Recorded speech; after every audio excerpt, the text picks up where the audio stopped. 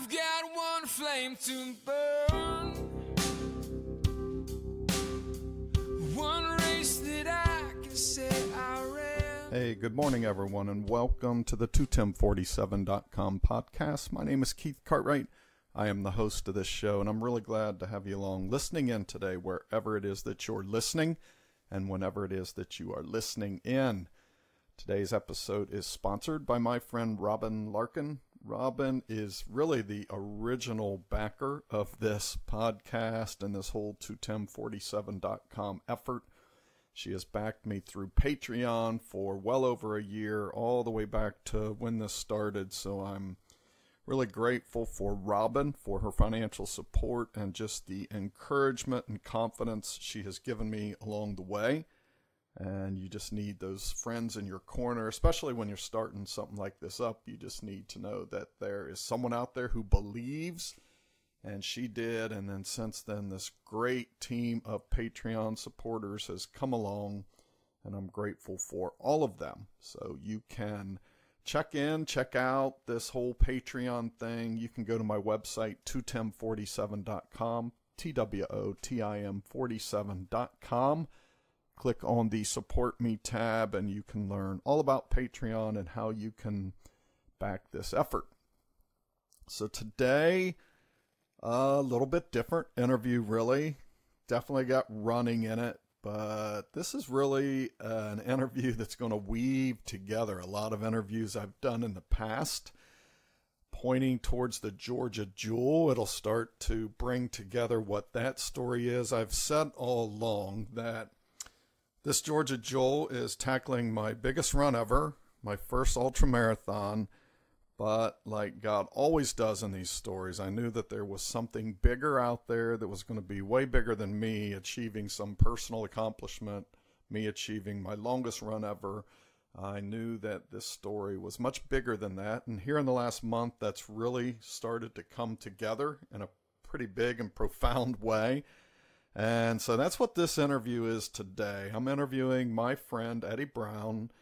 Eddie had reached out to me not long after I interviewed Kate Fletcher. And Eddie reached out and told me as a result of our interview, he had taken up running. He had given up running at some point, and he listened to our interview and he was going to get back into it. But then the other thing that he identified for me was that through his nonprofit, Giving Words, his wife worked with Kate, and they had identified that Kate had some needs in her life. She was a single mom. That's what Giving Words supports, is giving moms who just need a hand. They just need a little bit of hope to kind of get some things together that give them a little momentum in life to keep going and keep fighting.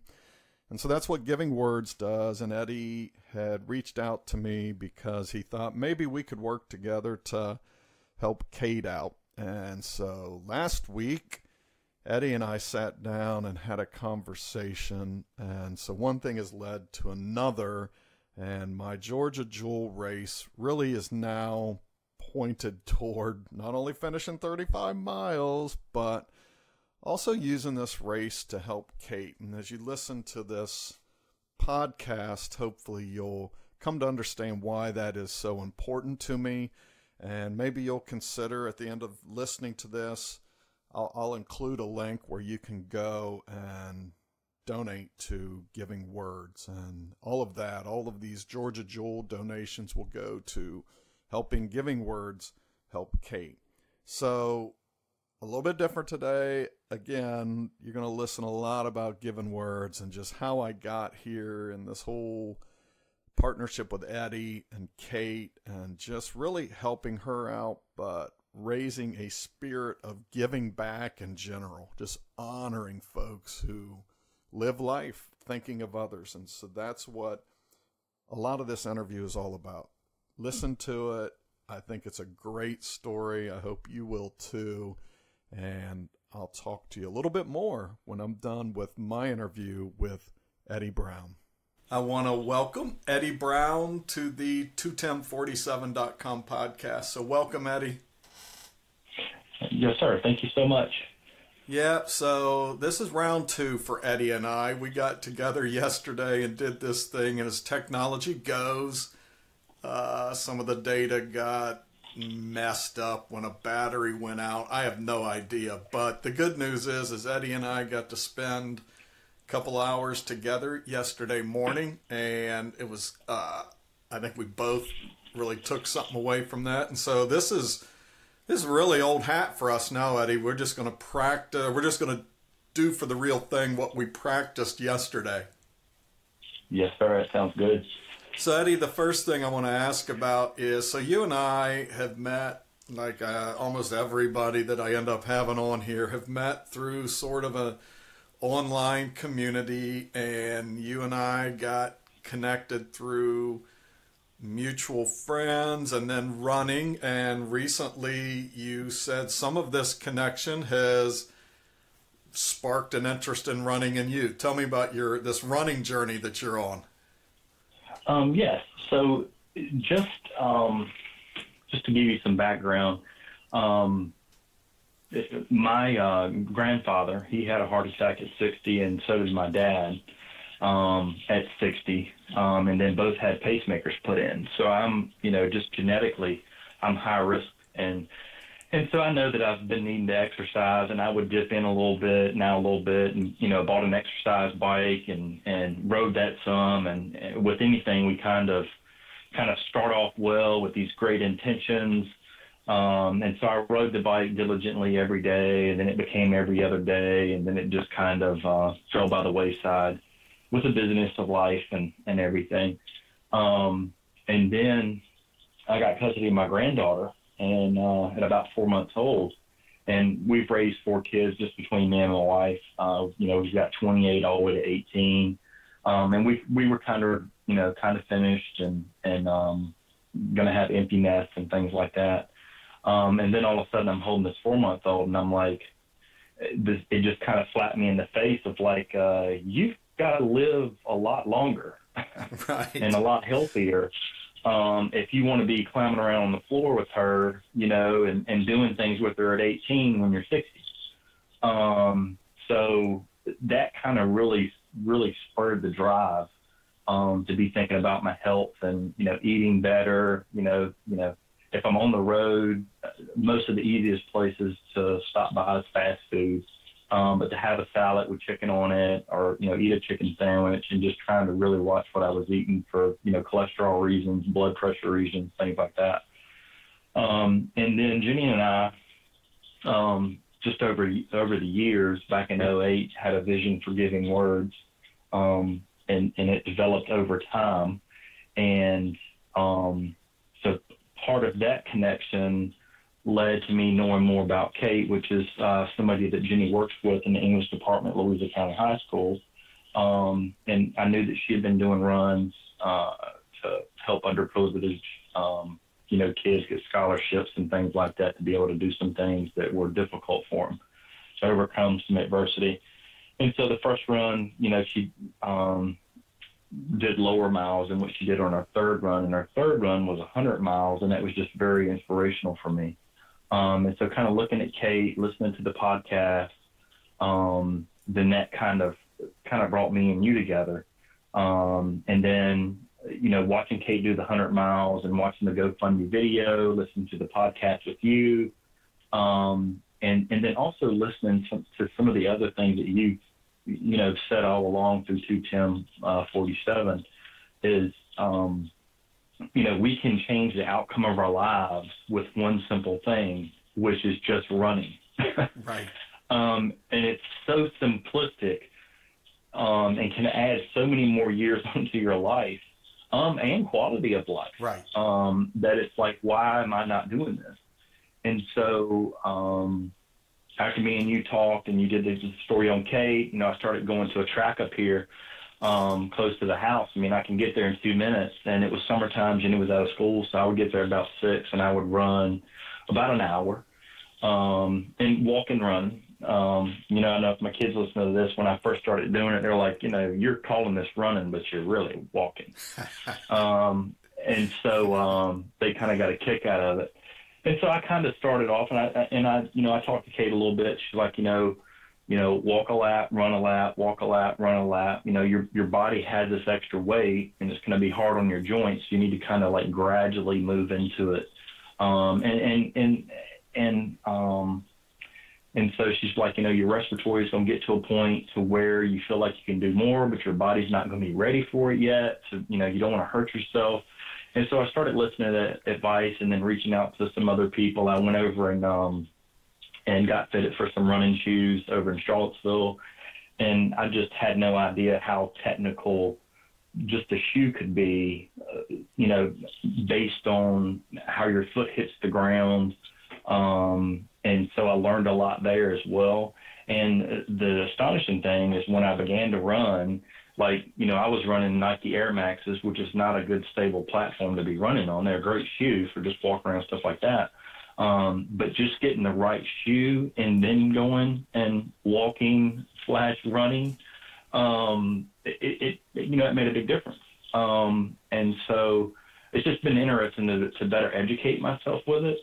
And I found for me, I'm 42 years old and I'm becoming interested in running because I didn't really know how technical it was and just the enjoyment that came along with it. And so, for me, and I think what's really important for 21047 is the better educated people are, the more apt they are to do it. I probably would have started as easy as this is. I probably would have started this 15 years ago. But here I am today. Yeah. And I haven't been running much over the last 2 weeks. I actually tripped and fell and hurt my ankle and it's all swollen up and everything. So I've had to take a pause to get that strength back in it. But I do plan to continue my running journey. And another thing that inspired me as well as I was talking to Kate, she's willing to do, a run for Giving Words. And I know I can't run as far as her, but I would like to be able to participate in that run. And in the shape that I'm in right now, it's going to be just a little bit. So I'd like to be able to do more than what I can do at this moment. Yeah, well, we'll definitely be diving into Giving Words here in a minute for folks who are going to want to know more about that.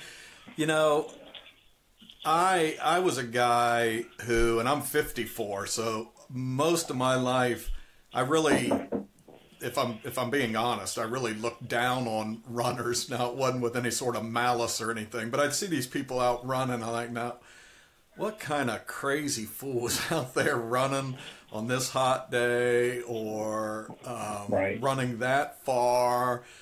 But, once you kind of get out there, you mentioned, wanting to be healthier.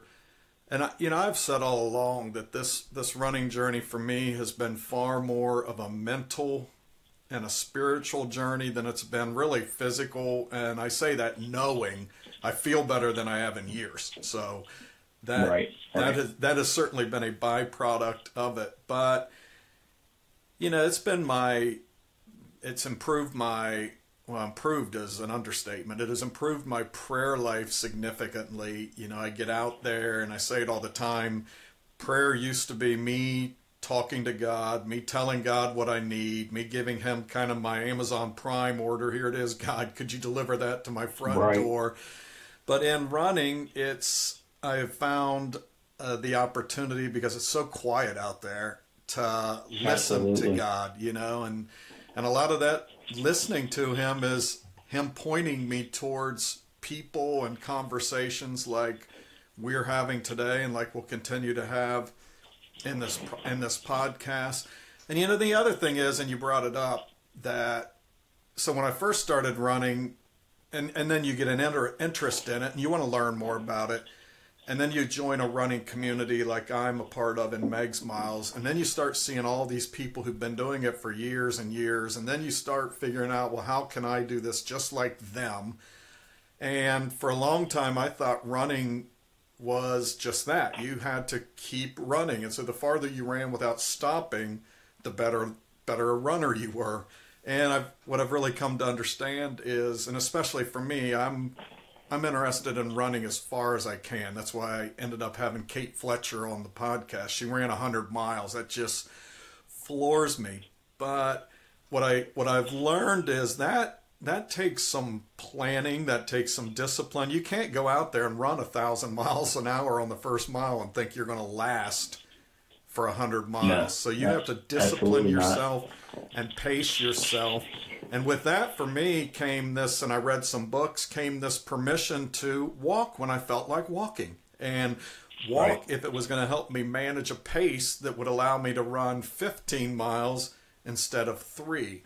And I think that's a huge part of this podcast. You know, it's based on the scripture, 2 Timothy 4:7. I've fought the good fight. I've finished the race. I've kept the faith. And, you know, Paul used that scripture and in that letter to this young guy, Timothy, when he was kind of just trying to help him understand what he was going to be up against in his ministry as he took over kind of what Paul was doing. And I think Paul saw the parallels in running, pacing yourself, the perseverance you need, just this ability to keep fighting. I think he saw all those parallels in running that translate over to life. And I think he found in it, because he was constantly using athletic metaphors, I think he saw this as a great opportunity to speak to the people through athletics in a way they could understand. And I get that. I understand where Paul was coming from more and more every day as I take on this whole running journey. So I encourage you to keep it up, buddy. It sounds like you're taking in all the same sort of insights that I have got along the way in this thing. Kate? Yeah, the thing that's been interesting for me is just like you said, like being out there and it's completely quiet and hearing God's still small voice and those promptings, and then being able to act on those promptings, and just kind of just a really clear platform. And I've seen myself grow spiritually. Part of the things that I'm doing now has been created through that time, to clear my head and sit down and go, okay, well, this right here would be, be a great investment into somebody's life, and this is what I should do. And then that open prayer time and guidance as well.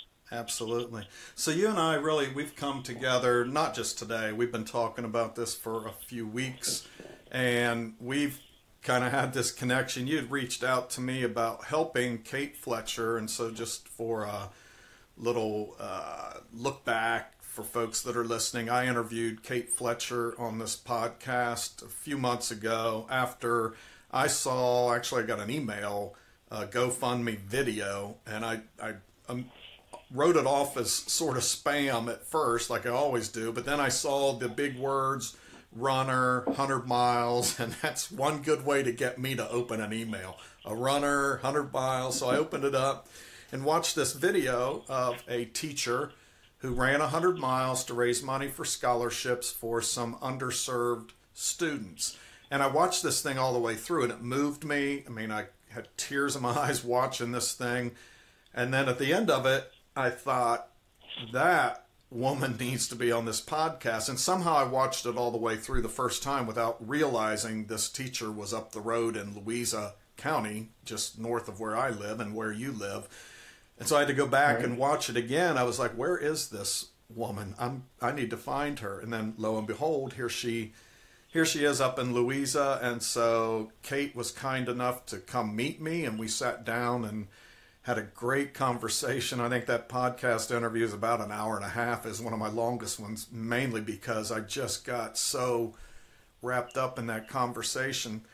But so anyhow, I shared that hopefully to inspire some folks to get interested in running, but hopefully to get invested in this cause she had, again, raising some scholarship funds for underserved students up there at Louisa High School. You could clearly hear in the interview she had a heart for these kids. In her words, these were kids that were every bit as capable of being college students as some of the other students. They just weren't going to have that opportunity because of finances and other support. So that that podcast, really more than her running 100 miles, which was huge, but that podcast really bore out this spirit and heart she had for young people, and you could really sense she was very servant-minded. And so then you reached out to me, and it kind of floored me. You reached out and started expressing an opportunity for us to work together to help meet some of Kate's needs. And why don't you talk a little bit about Kate's needs and how you came to discover that? Okay. I'll kind of go back and just give you some of the pre-story. So in 2008, my wife and I went to Honduras to do a missions trip. And, as soon as we got there, I'm sitting on the back of a bus, and I'm looking out the window, and I still have the picture. I actually emailed it to you. And there's this young Honduran, he's digging, he's in a dumpster, and I watched him pull out, half-used roll of toilet paper that had some left on it, set it on the side of the dumpster, and some partially eaten food that he took out and set on the dumpster. And so I could tell he was just getting his necessities for the day. And so I started kind of looking more into Honduras, and a lot of the larger companies went in and kind of bought the low fertile land. And in Honduras, if you teach a child English, it makes him more employable, and he can move from poverty to middle class with just knowing English. And since my wife teaches English, that became part of our vision, is to try to create a bilingual school in Honduras to try to help those kids. And then as time progressed, giving words would actually be giving those children English, and we would be giving them actual physical words to take them from poverty to middle class. And then as time progressed, that was 10 years ago, as time progressed, giving words just still became still was a vision, had a little website created, and we were just kind of, God kind of had it on pause for a little while. And then I took care of my grandmother for about 3 years, and then I got custody of my granddaughter. And so what happened in that period of time that kind of changed giving words was a little bit, as I would go spend time with my grandmother and take Charlotte with me, I could just see her become more vibrant. When I got down there, she was, she'd been sitting in a rocking chair and sleeping in it at night. And I took Charlotte for a little over 3 years before she passed away. And progressively over a period of time, Nanny got to the point where she was sleeping in her bed again. She got to the point that she was enjoying her days. I went out to Lowe's and spent $30 on a bird feeder stand and a bird feeder, set it out in front of her window, and you would have thought a shiny Mercedes was in the driveway, because she actually got to see nature and have something other than just staring out that window. And she lived alone, and so this, gave her some opportunities to kind of experience life. And we got to a point to where she was actually dancing. And so it was neat for me to see the transformation from sitting in a rocking chair or a recliner and not getting out of it 24 hours a day to dancing on the floor, within a period of, 6 to 8 months. And so, I went through a divorce a while back and was a single dad and watched those effects on my 2 children. Then when I met Jenny, she had been a single mom for about 11 years. And so giving words kind of changed in the aspect of looking to single moms and trying to fill that gap of being stuck and trying to succeed and not being able to see the light at the end of the tunnel. And part of that aspect of giving words is, taking our moms into nursing homes with their children, as part of them giving back for what giving words has done for them, which then bridges that gap between the beginning of life and the end of life. And, our seniors have so much wisdom. And I learned that, spending 3 years with my grandmother. And so that's kind of where giving words transformed over 10 years with those experiences with my grandmother and my granddaughter and going to Honduras. And then to get us to current day with giving words, Kate's a single mom, and, Kate works with my wife at the high school. They're both in the English department. And so we started this ministry. We opened in December 2017, so we're fairly new. And we were reaching out, helping single moms. And what was really inspiring for me for Kate is, I looked at Kate as I began to know more about her, and, Jenny was telling me, she was a single mom and she did have some needs. There weren't major needs, but there were things there that needed to be taken care of. And so what I saw in Kate is that she majored on the majors. And what she did is she took care of all the major things. Like, she made sure she really took very good care of her daughter. Her daughter's, graduated high school with good grades. She's gone to college now. And so there's things that fall by the wayside when you major on the majors, and let the minors fall.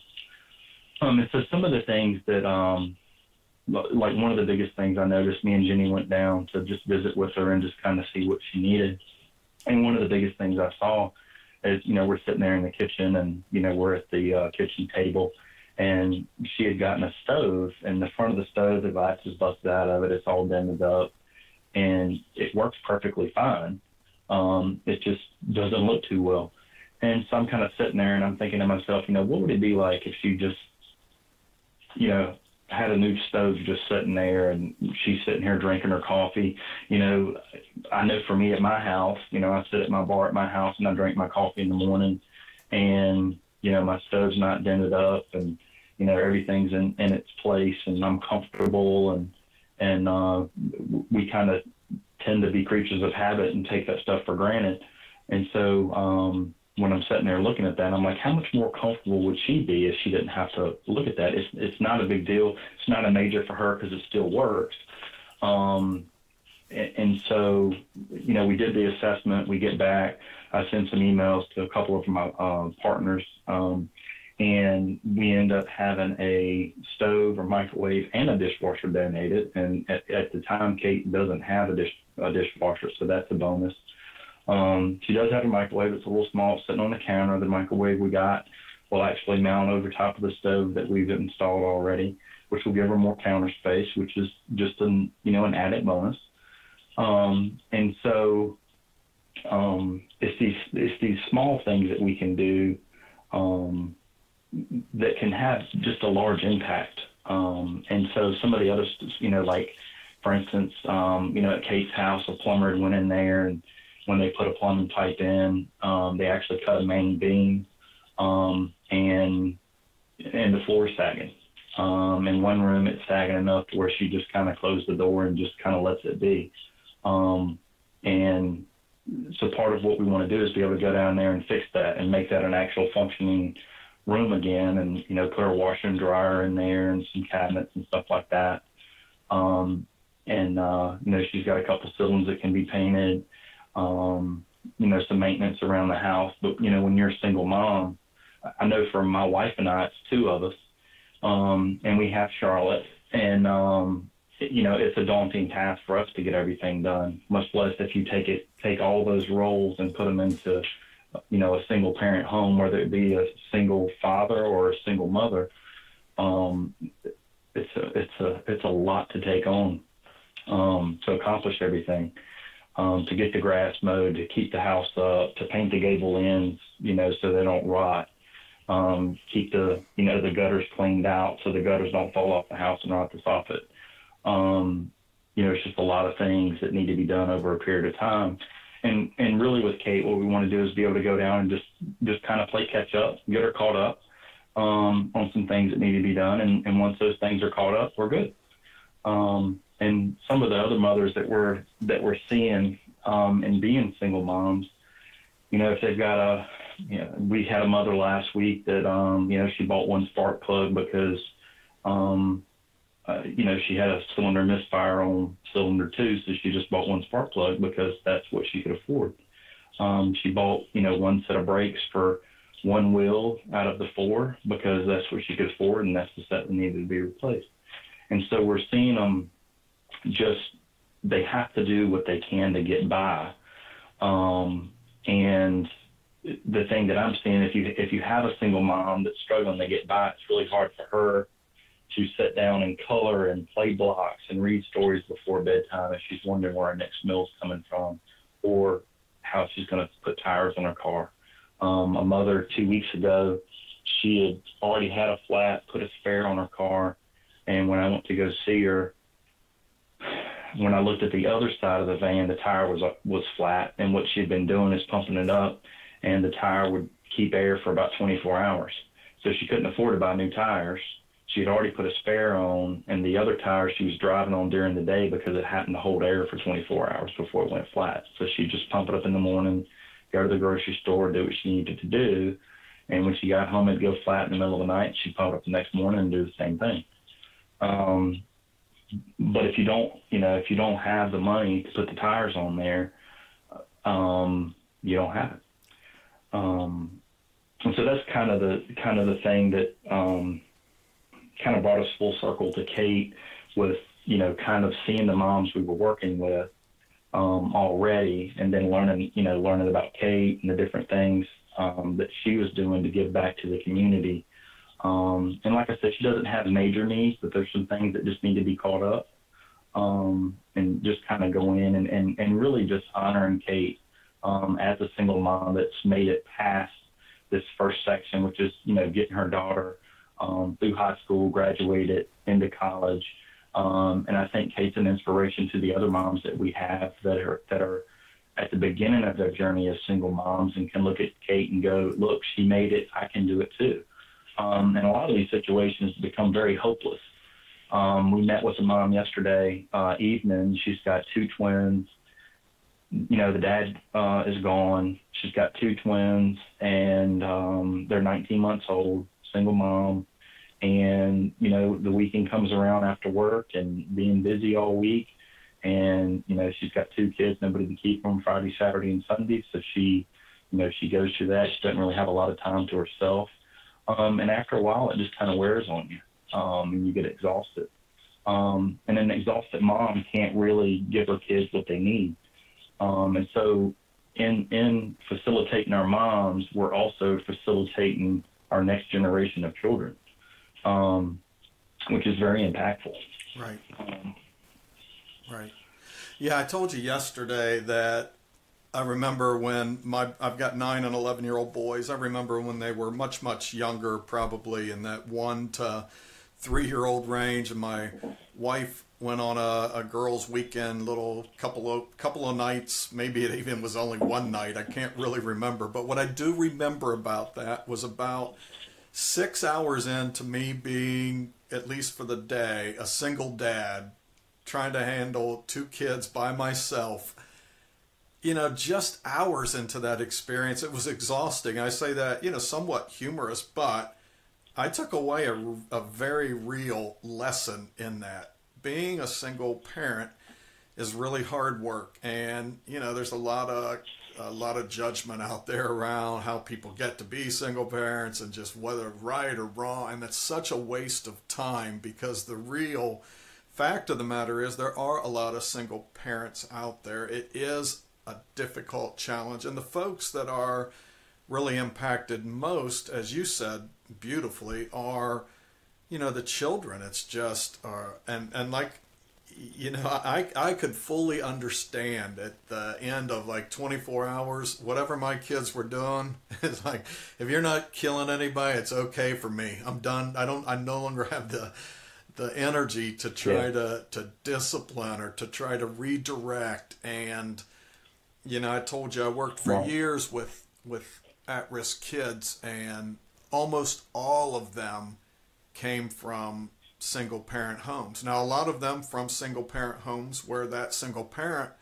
was doing everything she could, because most of the time it was single moms. She was doing everything she could, but that often included working a couple of jobs, right? And just trying to do. And when you're working a couple of jobs, that takes a lot of time away from sitting down, like you said, coloring with the kid, playing a board game with the kid, just talking to the kid who may have a struggle. So I share your heart, and I appreciate what you're doing with Giving Words for single moms. You know, one of the things that really struck me when you shared this story about Kate is, you know, I sat and talked with Kate for an hour and a half, and her whole conversation, we talked about running, and then we talked about really her heart for serving others.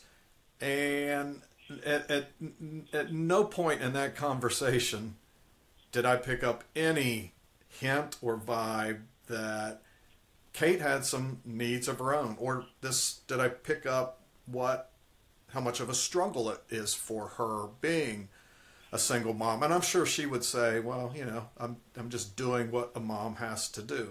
I'm taking care of these major things. When you got a daughter and you're that focused on raising that daughter, then, you know, I'm sure you don't pay much attention to some of these little things. But it just struck me, she has a really humble spirit to spend you know, somebody who goes out and runs 100 miles. I mean, like I said, I just ran a half marathon this morning, 13 miles. I can't even imagine continuing on for another 87 miles. But to do that solely devoted to helping kids you have a heart for. These weren't kids that she just thought needed her help. These were kids, she just had this, you could hear it in her voice. She had a giant, giant heart for these kids. And, you know, so it really caught me off guard. And because we can do that, we can look all around us. And because, you know, if somebody can go out and run 100 miles, they must just have, everything must just be all together in their life. And sometimes there's deeper stories that are going on there. So I'm grateful that you've brought, you know, a need for a mutual friend, somebody that I think a lot of folks, I got a lot of comments after that podcast. People really admired Kate and were inspired by her. So I'm hoping that there'll be some way that we can all come together to help her out. Right. Yeah, the thing for me too that I look at too is like through this process, it's kind of you know, she's focused on the majors and succeeded at it, and it's more of a, you know, an honoring process. And you know, I know that you had mentioned that you had a large run coming up, and that you wanted to kind of do that, and it's a way of, you know, honoring Kate for what she's done for so many others. I mean, she's done this run for this Lion Pride run for 3 years running, you know, raising funds for these scholarships. And it's just big heart. And so for me, it's just, you know, like I said, you know, a lot of our moms that were getting her young, they're just starting this, and they need a focal point that they can look at and go, okay, she did it. I can do this too. I just need the necessary tools. Right. It's a standpoint of honoring Kate with the achievements that she's accomplished, you know, with her daughter, you know, with her home, and with this Lion Pride run, and the efforts she puts into to her students, you know, every single day as a teacher. And so, you know, that aspect for me has just been really neat, just getting to know her better. You know, she has a lot of wisdom that she can share with our moms as well, that are starting this journey. Yeah, that's and we talked about this, that I'd read something the other day by N.T. Wright. Really was just talking about prayer life and how sometimes we get frustrated with it, or we actually even abandon it because we talk with God, but then we don't see things happening as a result of that prayer. Prayer becomes very transactional, right? I'm going to pray to you, God, and then you'll do something for me. And then that just becomes this sort of exchange. And so we start to miss the power in prayer. But N.T. Wright wrote something basically, and I'll mess up the whole thing in terms of a quote, but I hopefully I'll get the message across, that he said basically that, you know, God is always working underground, and no matter what we're doing, even if we see it or not, even if God's talking to us about it or not, he's just always working underground in everything we're doing. But then he went on to say, but then there comes this time, whether it's in a circumstance, whether it's in a moment, whether it's in something we see, where we are suddenly astonished. And that's the word he used. And that's the one word I know I got right in this quote, because it just has stuck with me, that here we get in this moment, we think, we're praying, but God's not listening, or we're doing all these things, and I don't see God clearly, so he's not there, but really he is. He's underground working in everything we're doing. But then there do come these moments where we stand back and we are absolutely astonished by what he's doing. And so, and part of that, to kind of continue this point, when I showed up yesterday, and I'm going to read this, you gave me a book yesterday, God Calling, yes, by A.J. Russell. And so you read to me, and I'm going to read it here, the devotional that was part of the day before that you and I met, and you and I talked that day. And so the title of this devotion is called The Summit. And so it says, "See not the small trials and vexations of each hour of the day. See the one purpose and plan to which all are leading. If in climbing a mountain you keep your eyes on each stony or difficult place as you ascend, seeing only that, how weary and profitless your climb. But if you think of each step as leading to the summit of achievement, from which glories and beauties will open out before you, then your climb will be so different."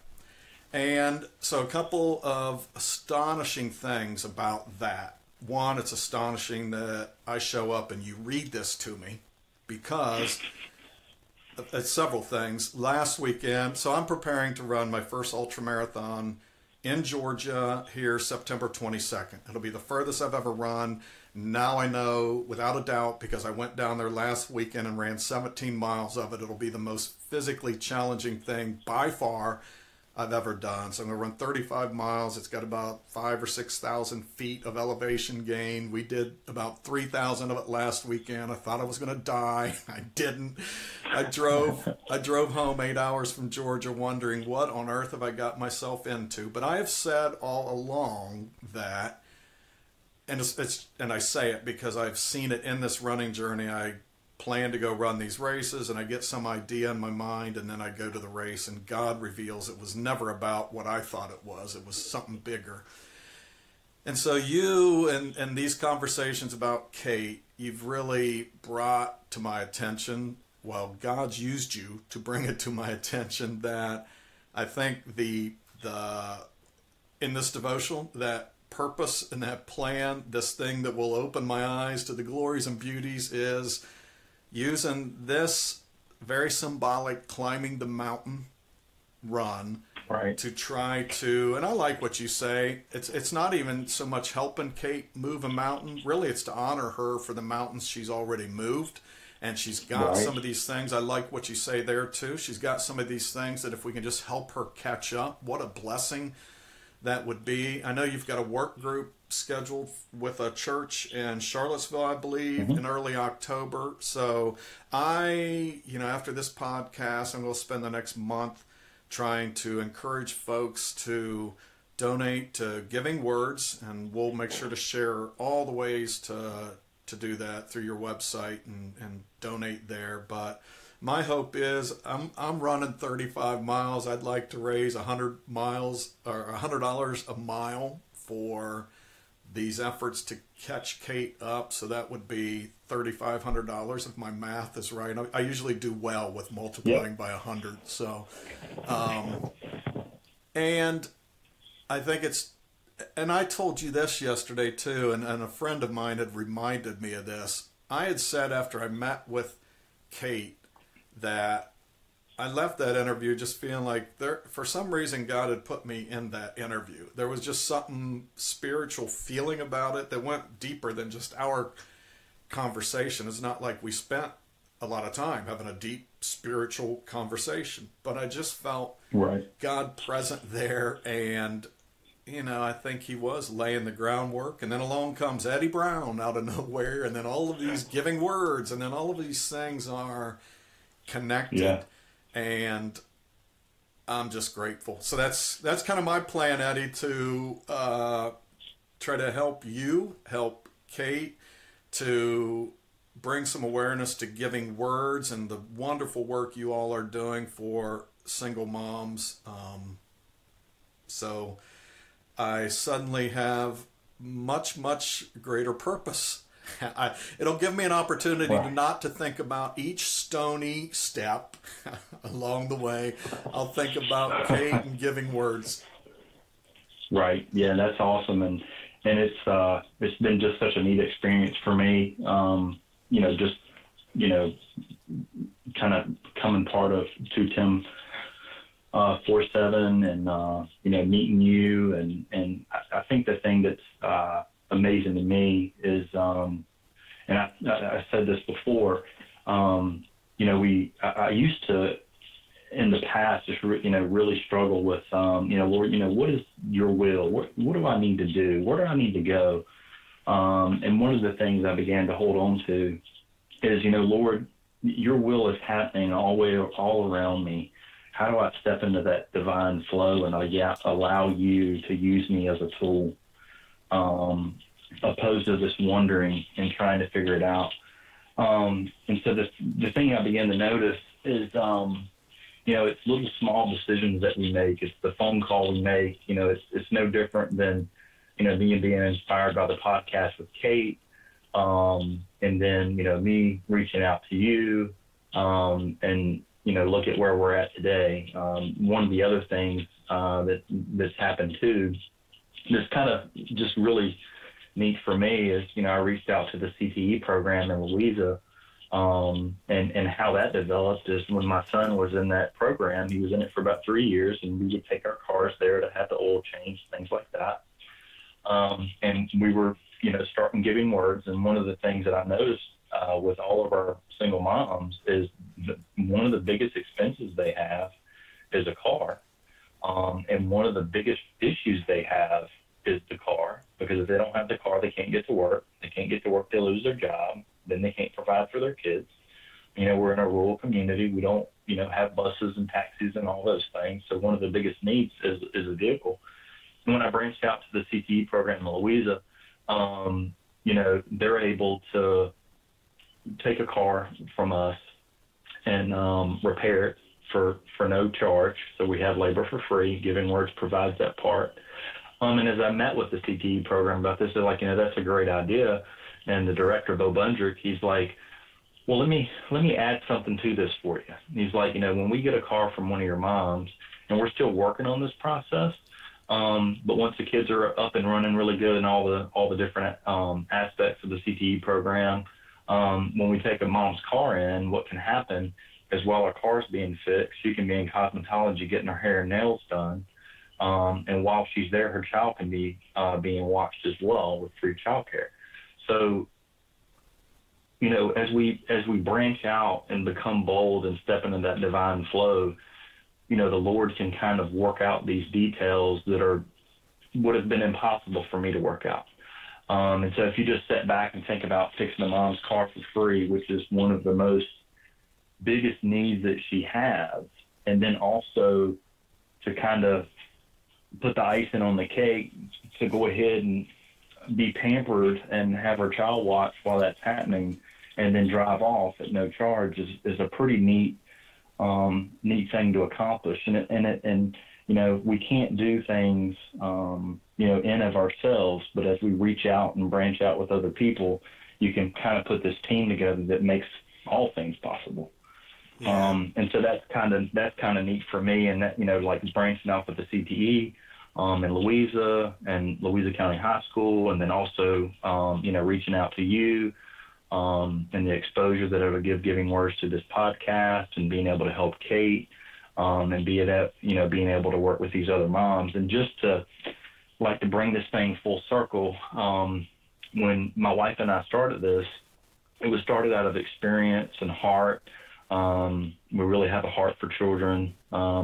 And, my wife being a single mom for 11 years, we really knew what this need was. And then, about a month after we had got the nonprofit, the 501c3 paperwork in and everything's running, I started looking at demographics. And so when you look at that, it becomes really eye-opening, because in 2015 statistics, there was 103,000 births in Virginia, and 35,000 were to single moms. And so that's 1/3. And so that's a pretty big number. And then if you think of the need and what their struggles are, there's a lot of young women and a lot of children that are in need of just a little bit of extra help to help them get to the next point, and to sit down and go, okay, hey, this is where you're at now. You know, if you can get this one class, you can make this much more money. And that will help you get to this next level. And what we're seeing is when we have moms call in, it's like, you know, we want to be kind of a resource center to, like, when they don't know what to do, they're overwhelmed so much, they don't know which way to turn. We can say, hey, you know, call Louisa Food Bank, and that they can help you with your food needs, because we don't want to reinvent the wheel with things that are already there. And that, you know, you have this need, well, let's call this person and let's call this person, and we can help you in-house with this, but we need these people here to help you with this, and kind of better educate them on how they can make a plan to move past where they're at and eventually shorten that gap of their struggle so much so that they're able to be self-sustaining, and kind of, you know, a hand up opposed to a hand out. Right. And actually kind of creating relationships and community where we're walking this path together hand in hand until we cross the finish line. Absolutely. No, I thought about that all the way home yesterday, this idea of divine flow, and sometimes we just need to, you know, sometimes I think a lot of people get held up in doing God's work because they don't know what the final outcome of that work is, when, as you Right. just beautifully put out there, sometimes it's just stepping into his flow. And, you know, I was thinking about it on the way home yesterday. You know, the race director of the Georgia Jewel is Jenny Baker. And I reached out to Jenny because I'd seen a post on Facebook about her. I didn't know her. She was friends with some mutual friends.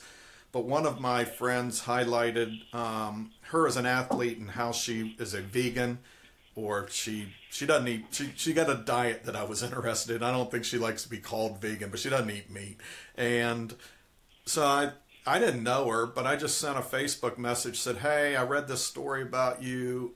I just think it'd be a good fit for the podcast. And so we did this interview. Well, then it comes out in this interview, she's the race director of a race called the Georgia Jewel. And in that interview, I didn't hear her say that and me immediately think, you know, I think I need to go run the Georgia Jewel. But it was just this thing that kept whispering. And I've gone on to interview Jenny 3 times. She's just got a beautiful heart for God. But the one thing that's interesting is when I interviewed her the first time about this Georgia Jewel and how she got involved in the Georgia Jewel, it was very happenstance. She happened to be at the right place when the current director said they weren't going to be able to do it anymore. And Jenny's just very Jenny is spontaneous. So she heard that and said, oh, shoot, I'll do it, you know. But she said in that interview that the reason she took that on is because she wanted to give back to the community. This race and being a servant, she's very servant-minded, is her way of giving back. And because of that, just her heart is what ultimately drew me to sign up for this Georgia Jewel. And so to me, it's just it's not a coincidence at all that this is the mountain I'm going to go run. Jenny Baker, just this beautiful, servant-minded, heart for God woman who I know would love Kate Fletcher.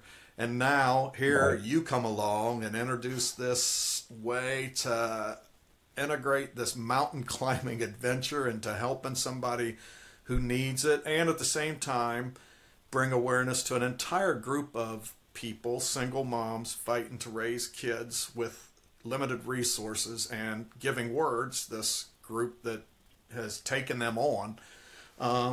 It is just amazing where this divine flow has led, because you and I and even Kate Fletcher, right? Kate stepped into that flow, said, I think I want to help out these kids. Jenny Baker stepped into that flow and said, I think I'm going to take over this race. And then because we all step in there, God is working again underground, weaving this all together. And I think we will all sit here very astonished at the final outcome of Right.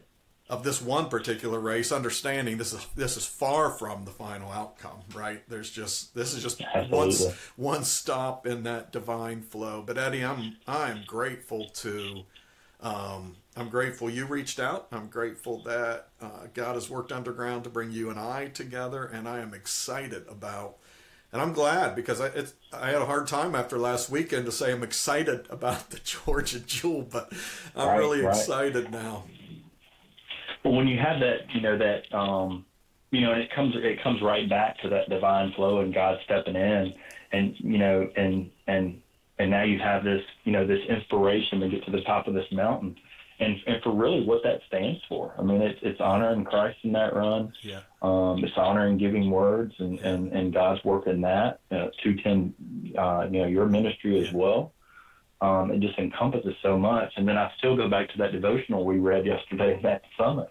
Right. And it's just amazing to me, just the timing of that devotional with our conversation and everything that's going on, and that your 35 mile run, it could have been somewhere else on the flat plain somewhere, but it's a mountain. Right. Right. So, it's got a summit. So when you start looking at all that stuff, you're like, God does work underground, and he does bring these things to pass. And it is us stepping out in faith and putting those things in his hands. And that's what I think is so astonishing. Just, and that Kate, she wants to do a run, and I was talking to her the other day, and I didn't even know this. One of our inspirations to start giving words was going to Honduras and taking English there. And I had not really mentioned that to Kate because that was 10 years ago, and I just sent her that picture I sent you as a Honduran boy and mentioned I just wanted her to know, this is like 10 years ago, the day that Giving Words was born was watching this Honduran child. And so, our goal is still to be able to take English over there. And she's like, well, I would love to go and help with that process, because my mom was an ESL teacher her whole life. And just think of that one connection there. Right. It's like, wow. Yeah. Just really just neat how that stuff all comes to pass and plays out. And so it's going to be interesting just to, see where your run goes and where this podcast goes and the people that are touched by it. And the people ultimately that God's love's passed to through this process. Absolutely. That's the big thing. Absolutely, buddy. So, hey, man. Well, I really, really appreciate it. Well, I look forward to, like I said, sharing this story. And then like you, just, sometimes we just jump into the flow, do our part, and then step back and kind of watch what God does with it. I look forward to that piece of it, although I will remain prayerful and hopeful that he will help me in my flow over that Georgia Jewel Mountain. So, well, I will definitely be praying for you as well, because I know that's a daunting task. I appreciate it, buddy. I'll be praying for you, and I feel like I've gained another brother, and this is a lifelong relationship. Absolutely. And it's going to be interesting to see how God plays out in this thing. Absolutely. Well, and I look forward to watching you continue that running journey. I hope you heal well. Absolutely. And I think you're on the right track with that, and I look forward to watching that. We'll need to get you into one of this Patrick Henry half marathon next year. Yeah, absolutely, man. That would be awesome. All right, buddy. Hey, Eddie, have a great Saturday. I appreciate you doing this with me again. I think we did better with this one, so I think God did have a plan. He wanted us to do it again. Take two. Take two. Exactly right. All right, bud. Have a great day, man. He just wanted to refine it. That's right. Yeah, you too, man. Thanks so much. Bye-bye. So it never ceases to amaze me how all of these stories that are seemingly so singular and unrelated get weaved together into a much bigger story. In church yesterday, we've been doing a series on prayer, and one of the things we talked about yesterday is using prayer to recognize that there is a much bigger author in this whole story of ours than we are. We don't write our own story. There's an author who writes it with us, for us, and more importantly, it's the author that weaves all of our individual stories together into one big one. Eddie talks about this divine flow. Sometimes we just step into the flow. We just step into the words of this story and see where God will take it. So that's where I am today. God has taken me to Georgia, to the Georgia Jewel, and has really put on my heart in a big way, helping out Kate Fletcher, helping out Giving Words, bringing some awareness to this reality that a lot of moms are out there struggling to raise their kids, but doing it with just a heart of love for their kids like you and I have, but just needing a break. The same kind of break that Kate gave these students at Louisa High School by running 100 miles and raising some scholarship funds, that same sort of break to them, I'm hoping to bring to her and to other moms through this partnership with Giving Words. So if you're inclined after listening to this interview to support Giving Words, there'll be a link wherever you got this podcast. There will be a link where you can go donate to Giving Words.